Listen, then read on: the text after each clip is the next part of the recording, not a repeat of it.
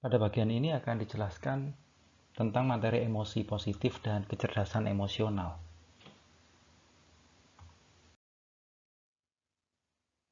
Di mana psikologi positif berdiri hari ini?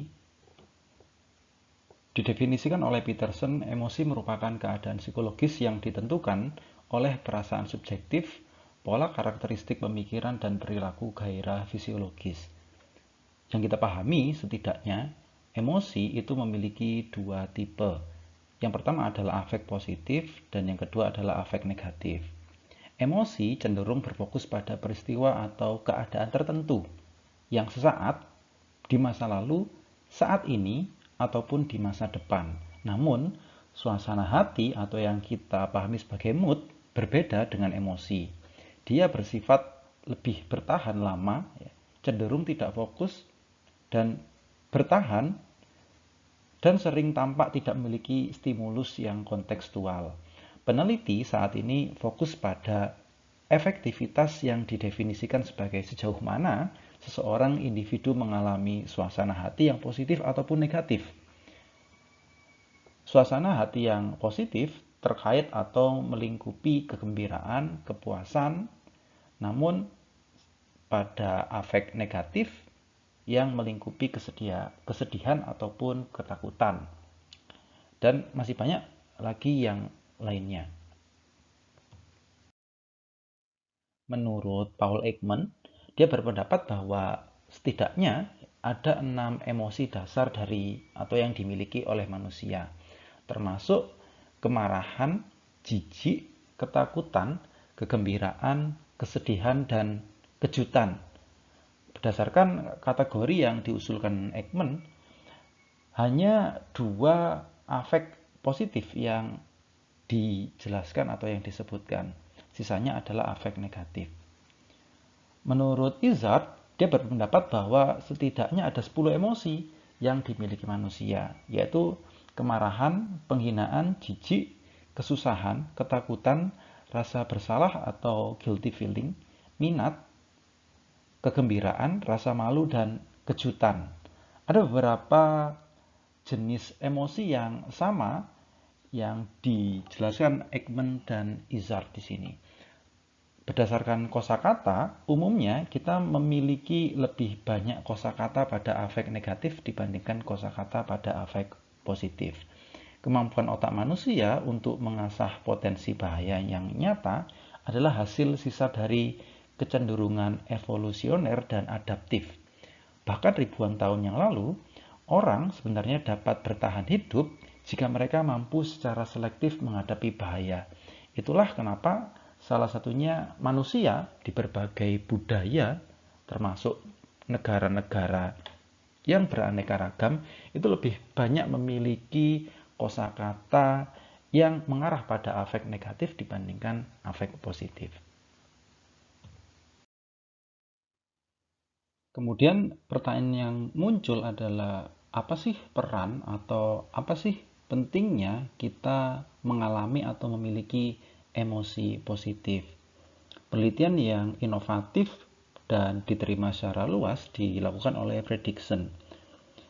Fredrickson menggagas suatu teori yang disebut sebagai Broaden and Build Theory of Positive Emotion. Menurutnya, ketika kita mengalami emosi positif, kita cenderung atau memiliki tendensi untuk memiliki pikiran yang cenderung terbuka. Pikiran yang terbuka ini disebut sebagai broadening, ya. Sifatnya meluas. Nah, ketika kemudian pikiran kita terbuka, maka kita mampu berpikir istilahnya out of the box, gitu ya, di luar kotak, gitu ya. Sehingga kita mampu melihat situasi secara luas dan pada tahap selanjutnya dapat membantu kita menghasilkan solusi-solusi yang alternatif pada tugas-tugas yang ada. Apakah tugas-tugas itu pada tugas yang menantang ataupun misalnya pada tugas-tugas yang belum pernah kita lakukan. Nah, ini disebut sebagai broadening effect. Lalu ketika kita memiliki emosi positif dan kemudian ditambah efek meluas atau broadening tadi, maka kita mampu memiliki atau mencapai suatu kemampuan yang membangun sumber daya pribadi. Nah, inilah yang disebut sebagai building. Nah, kita memiliki ya emosi positif yang membuka pikiran ya, atau broadening, lalu kita bisa membangun atau building ya, dari sumber daya yang kita miliki. Sebaliknya, ada yang disebut sebagai undoing effect, yaitu ketika kita merasa cemas, stres, ataupun emosi negatif yang lainnya. Ketika kita mengalami atau memiliki emosi positif, hal tersebut dapat membantu tubuh kita ya kembali ke fungsi fisiologis secara normal, secara signifikan, lebih cepat daripada jenis emosi lain. Nah, kita tahu kalau misalnya kemudian kita mengalami emosi negatif dan kemudian kita dihadapkan pada tugas-tugas yang sulit, tugas-tugas yang menantang, maka kemudian kita akan sulit memiliki pikiran yang terbuka. Nah, oleh karena itu, emosi positif berperan penting ya, terutama pada peluasan ya, dan pembangunan sumber daya pribadi. Bagaimana kemudian cara emosi itu muncul? Ya, maka kita kemudian mengambil atau mengadaptasi pendekatan neuroscience.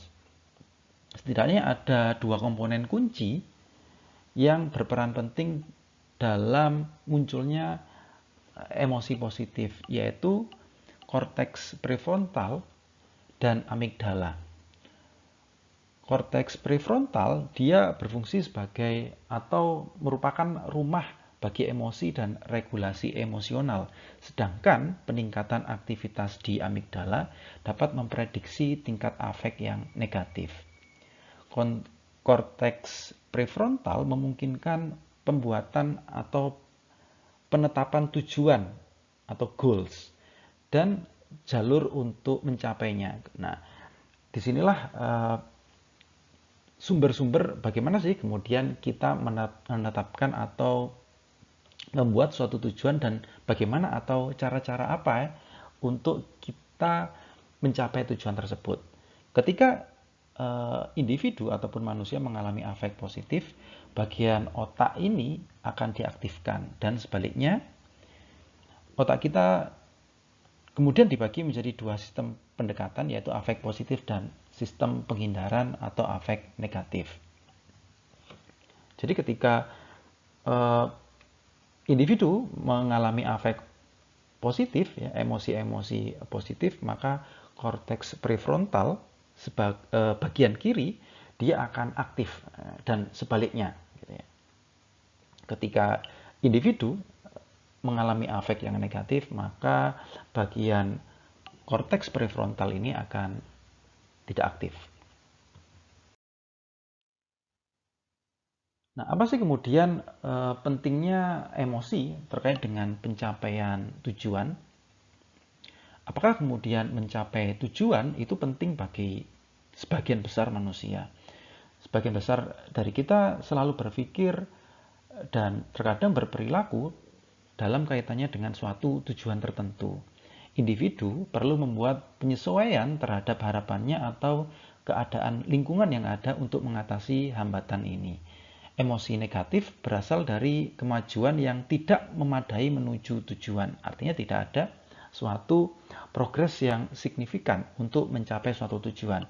Sedangkan afek positif dia berasal atau muncul dari setiap kemajuan untuk menuju kesuksesan di masa depan. Nah, ini menjadi penting bahwa ketika kita ingin mencapai suatu tujuan tertentu, apapun itu bentuk tujuannya, maka ketika kita tahap demi tahap semakin mendekati tujuan tersebut, maka akan terkumpul atau muncul afek-afek positif. Dan sebaliknya, ketika kita tidak ada progres, tidak ada pendekatan atau kedekatan terhadap suatu tujuan, maka kita akan banyak mengalami emosi ataupun afek negatif. Sebagian dari kita menilai keadaan saat ini dalam kaitannya dengan beberapa standar atau tujuan yang diinginkan. Jika ada ketidaksesuaian, di mana saat ini kita berada dan di mana kita ingin berada, maka kita akan menyesuaikan perilaku yang ada saat ini dengan harapan semakin mendekati keadaan yang kita inginkan atau keadaan yang kita idealkan. Emosi positif juga memiliki keterikatan atau pengaruh terhadap variabel psikologis lainnya. Misalnya saja, ketika kita merasakan atau mendapati emosi positif, ya, apapun itu jenisnya, terkadang kita sebagian besar merasa terhubung atau terkoneksi dengan orang lain dan benar-benar membiarkan diri kita untuk terbuka, open, ya, dan kemudian mencoba memasukkan orang lain ke dalam perasaan kita. Kita benar-benar ingin menularkan atau menyampaikan keadaan atau perasaan positif kita terhadap atau kepada orang lain. Nah, ini salah satunya bagaimana kemudian kita bisa terhubung dengan orang lain di luar diri kita, ya. Bahkan tidak hanya kepada keluarga, bahkan kepada teman ataupun kepada guru. Nah, emosi positif, ya, ketika kemudian kita memiliki atenuasi positif, dia juga penting untuk melindungi diri dari gejala atau simptom-simptom depresi atau sumber-sumber pelemahan individu. Sehingga kemudian ketika kita mengalami atau mendapati emosi positif, ya, kita juga bisa kemudian melindungi atau mengurangi gejala-gejala depresi.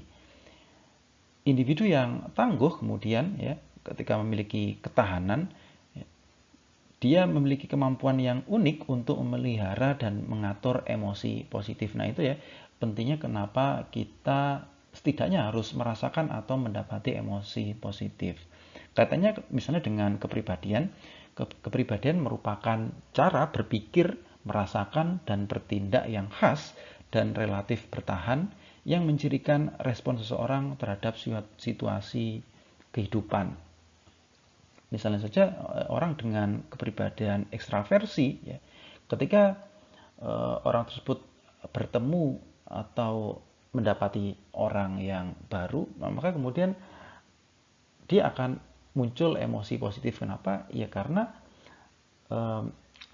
orang tersebut memiliki karakteristik ekstraversi yang tinggi, di mana dia suka atau mudah mendapati pertemanan yang baru. Di sanalah kemudian muncullah emosi-emosi positif pada orang dengan ekstraversi yang tinggi. Namun sebaliknya misalnya orang yang memiliki neurotisme yang tinggi, ya, orang ini cenderung memiliki emosi negatif yang tinggi karena ditandai dengan tingkat kecemasan yang tinggi.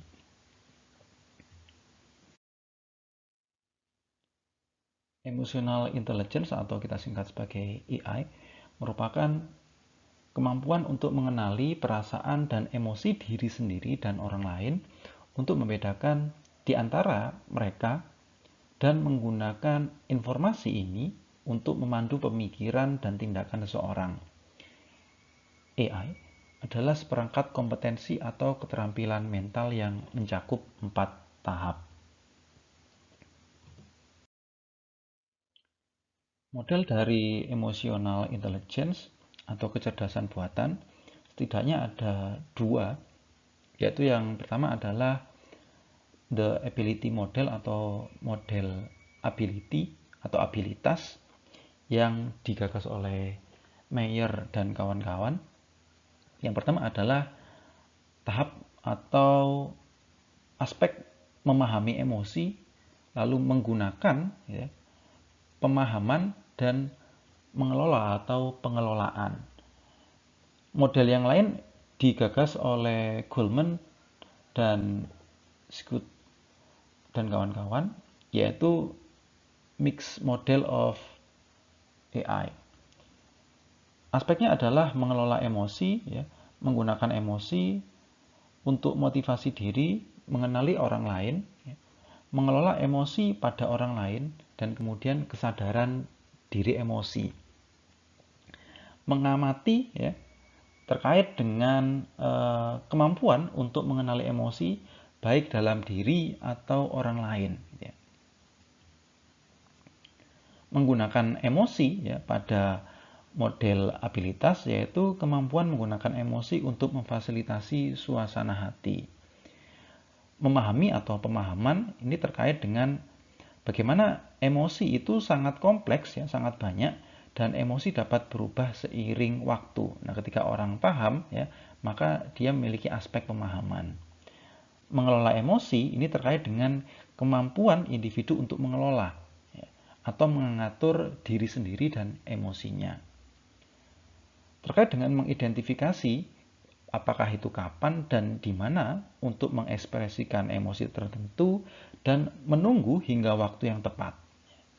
Kesadaran diri emosional ya, itu terkait dengan di mana seseorang mampu memahami dan mengidentifikasi emosinya sendiri. Nah, sebenarnya kalau kita lihat ya, ada beberapa aspek ataupun komponen dari kedua model ini yang sama ya. Terkait dengan kecerdasan emosi, sebenarnya kecerdasan emosi tidak hanya individu memahami emosinya sendiri, namun dia juga memahami emosi orang lain. Jadi konteksnya tidak hanya pada pendekatan narsistiknya ya, terhadap dirinya sendiri, namun adanya orang lain yang memunculkan emosi dan dia memahaminya. Apakah emosi tersebut muncul atau dirasakannya.